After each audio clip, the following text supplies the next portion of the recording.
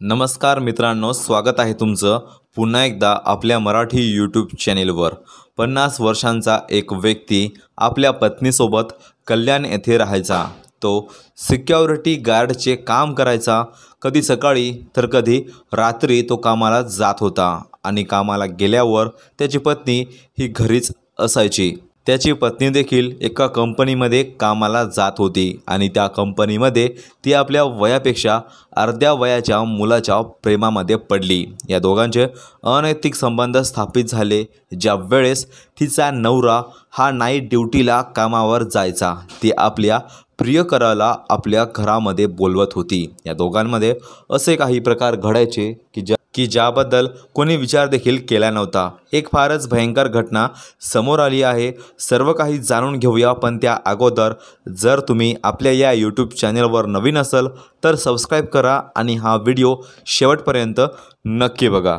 तर घटना समोर आली आहे कल्याणमधून। कल्याणमधील एका छोट्याशा चाळीमध्ये रेखा पवार ही 42 वर्षांची महिला आपल्या 50 वर्षांच्या पतीसोबत राहायची।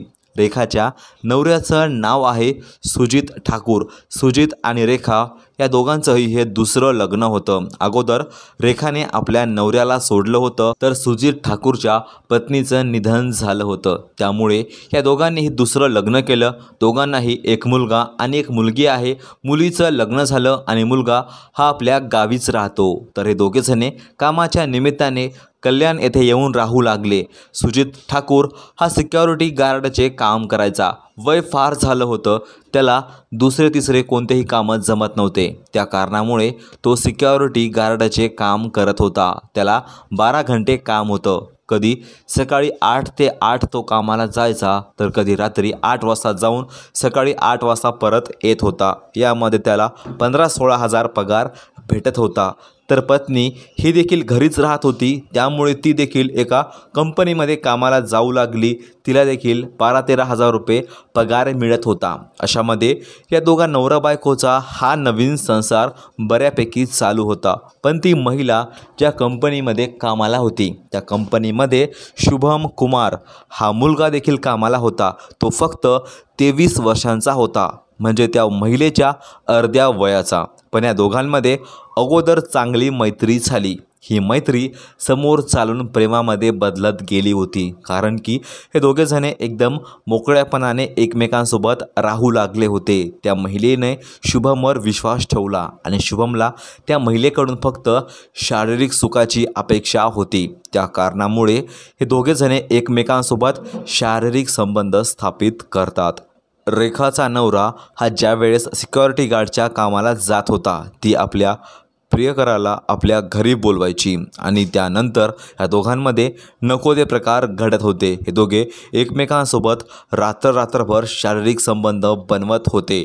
जवळपास 5 ते 6 महिने या दोघांमध्ये असेच घाणेरड्या प्रकारचे संबंध स्थापित झाले होते। पण काही दिवसानंतर आता रेखा ही शुभमला आपल्याजवळ ठेवून घेण्याचा हट्ट करू लागली होती। पण शुभमला फक्त तिच्यासोबत शारीरिक संबंध बनवायचे होते।